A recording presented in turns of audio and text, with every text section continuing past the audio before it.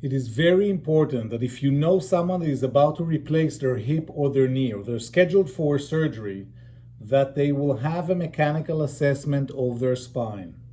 In my book, Aging Without Aching, I'm discussing in one of the chapters, towards the end of the book, should you replace your hip, your knee, or any joint in your body? Well, the answer is it depends.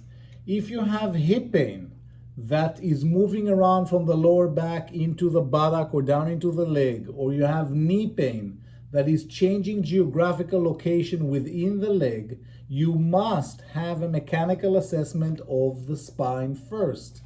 Hip specialists and knee specialists are trained to look at the joint. Most people, as they get older, are bone on bone. And so often patients get scared when they're told, you're bone on bone, you're eventually going to have a knee replacement or a hip replacement.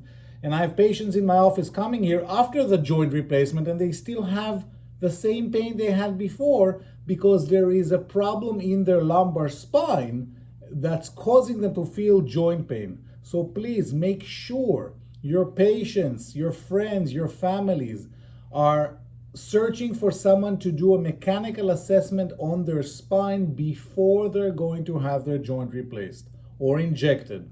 That will be very good if they can do that first. Thank you.